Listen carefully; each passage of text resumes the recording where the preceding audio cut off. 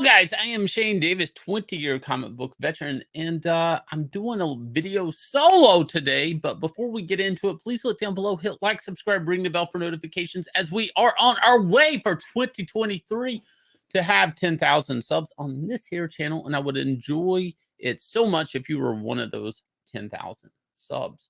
So if you will, let's get into the video. There's a lot of stuff going on. I kind of want to do this video solo in the American comic book industry, mainly on the retail side. But keep in mind, everything on the retail side is and sales are kind of downstream from everything that's woke and political and identity politics driven in comics. So I was noticing some weird tweets. Somebody on Twitter sent me this. Heidi McDonald. I dug a little bit into the rise and fall of the comic book sales chart. I think it can be argued that we need them now more than ever. Sales charts are good for morale, hashtag comic retailing. So there's this thing, I want to unpack this. There's been this big lie that's been going on for the last 2 years that the comic book industry is making more money than ever. And a lot of this has been led by Heidi McDonald and, of course, some other comic book pros that want to stick their heads down in the sand. But what's actually been happening is a lot of people have been, the sales have been fluffed with manga sales and YA sales. And once you scrap all that, you go, well, the American comic book industry isn't doing that well. And then if they're ever confronted with this, they go, well, you know, things are changing. And it's like, okay, but what does that mean for the average comic book retailer? Again, like they're going to triple down on this lie. They think it's going to be good for comic retailing and morale. Well, first you have to go, well, why is morale down? Let's address the problem. And in this video, I'm going to title it this way, but I'm pretty sure like we're looking at what could be a bubble getting ready to pop in the American comic book industry. I'm going to scroll through a couple of, I probably did videos on a few of these. But 3 comic book stores closed in December and 1 opened. Now, the one that opened in New Zealand, that's really not helping the American comic book industry too much. Another article came up like yesterday. 3 more comic book stores closed and 4 more open. Now, it's sad some of these, without going through the whole article, it's sad that some of these shops are closing, you know, however long they've been into things, you know, whatever, it's time to get out. But what's interesting is I was scrolling through the 4 that opened. One of them had opened because they had lost their job somewhere else. So they decided, my husband already had a comic shop. So why not the wife who lost her job kind of open up another comic shop? So it wasn't like they thought it was a great idea per se. It just seemed like a reaction to losing your job at something else. Another one that closed, or I'm sorry, opened up, my mistake. One that opened up also was a person who had some health issues and they had to switch jobs. So they decided to open up a comic book shop. Now, what's interesting to me in a lot of these cases is nobody's really saying I'm opening up a comic book shop because they make a lot of money. Nobody's doing that. They're kind of like, either it's like I can't handle my job, or I like comics, or I'm related to comics, so I'm just going to do it because this other thing pushed me into it. And a lot of people are getting out of comics altogether. I did this on maybe a live stream video, but this is a comic book retailer showing his Substack where like this is his pull box that a customer isn't coming in to pick up his books, and he owes him about $1,481 in comic books. Now, these things, somebody's going to say, well, he could resell them. Maybe. I don't know. I don't know. Is there any gems in there? Probably not. And it got me thinking about this, the 90s comic book bubble and what that looked like. I lived through it, right? I was a fan buying comics in the 90s. Now, this is a short video, so there's going to be broad points I'm bringing up and probably some things I'm missing.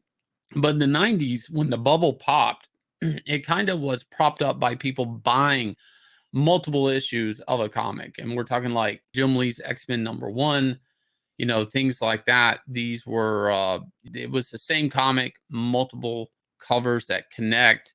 Only one of those comics were being read, but it was also speculation. People were speculating that these things were going to be, they were going to be rich one day with these books, that they needed a case of Superman, the death of Superman, because they would be able to put their kids through college.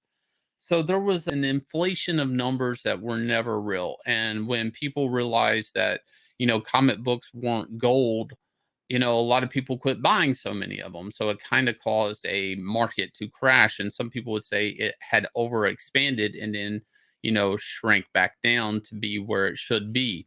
And it took years for the American comic book to recoup from that. Some people, there were other booms like I don't think you can really compare them to it, but the Marvel line shrunk down, DC kind of shrunk down a lot. The Image obviously kind of went its way and shrank down. Creators moved around and so on and so forth, but there was like a renaissance of talent at the time, and that's one of the key parts to this. Now there were late books and a lot of things, but there was really good creators that came out of the charge for the 90s, what but the charge for Image anyways. You're talking like basically all the Image founders. They're considered like some of the best artists even today, even like Jim Lee, Rob Liefeld, Todd McFarlane, all of these guys. But today it's also kind of weird. We're in like I see similarities in the sense that Marvel and DC are selling multiple copies of a book again, but in a different way. Not just with multiple covers, but qualifying variant covers. So a cover that a retailer can sell for like $150 or $200 right out the box, it's got a big ticket on it, right? Why? Because it's only 1 in 100 made, or 1 in 150, or 1 in 1,000 in some cases. I've seen those. Those books basically cause retailers for normies to, what you have to understand, they order a bunch of books they'll never sell.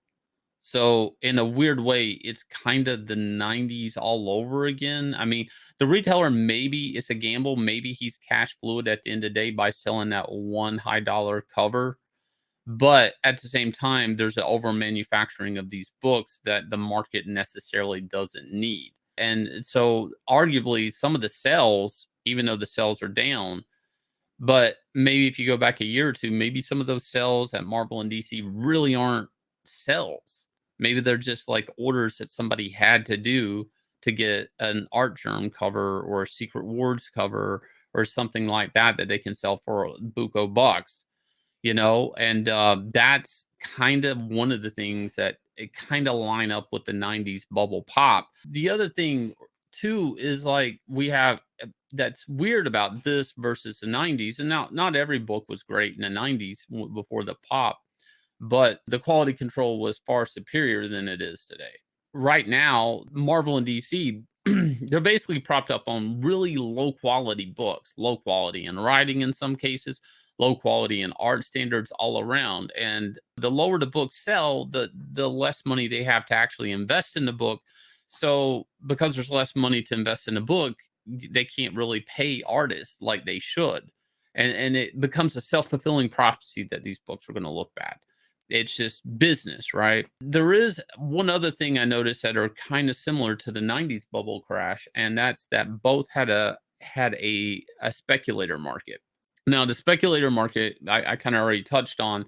In the 90s, they were buying crates of these books thinking they would be gold one day, and it was a great stock investment or something like that. I mean, there were literally people that worked on Wall Street that were going to like Forbidden Planet and buying a case, or even trying to resell their case for a flip of Death of Superman, thinking because it was a really big book and Superman died that it was going to be worth tons and tons of money, and it wasn't. So today we do have a speculation market in a really weird way. You wouldn't think it, but it's actually the diversity speculation market, which arguably isn't a market. It's not something that you can actually sell. But there is a type of talk and chatter about this character is coming out as bisexual, or this character, we're race swapping this character, or this Flash is non-binary, whatever. That gets talked about on social media. That gets, legs on it on the internet. And that kind of the talk you would assume is a speculation. Does it translate into sales? Maybe a little spike here or there, but it's not sustainable, as we saw with Jonathan Kent's Superman getting canceled and then getting a miniseries right thereafter. So there are similarities. I wanted to do this video because I was thinking about just this year and YouTube and retrospect and how much I've talked about comics and everything. And I think this year is going to see a bubble pop. there's just no way this is sustainable for comic book shops. There shouldn't be articles about comic book shops closing and opening unless they're saying, hey, comics make money. I want to go make comic book money. Instead, you know, I'm reading articles where people are like, yeah, I'm having health issues. I couldn't do my job, so I decided I'll open a comic shop. Or, hey, I lost my job here, so I decided I'll open a comic book shop. Nobody's like, hey, comics are booming with dollars right now. And you'd also have to go through these new comic book shops people are taking credit for opening and go, how much of their shop is going to be toys and gaming and tchotchkes and things like that, Funko Pops, whatever, versus actually selling comic book shops. I mean, even a comic book con isn't a comic con anymore. It's like a celebrity con or a cosplay con or something like that. But anyways, if you guys will, leave me a comment below. Let me know what you think about this. Do you believe 2023 will be the crash? The bubble will pop, if you want to call it a bubble, of the American comic book industry. What's your thoughts on that? Also, Inglorious Rex picking up new backers, $207,876. Want to thank you guys for the support. If you will, look down below. There is a link. Go check that out. I'll leave you guys with a trailer for this smash hit monster beat 'em up book. Inglorious Rex, Heavy is the Crown. Link below.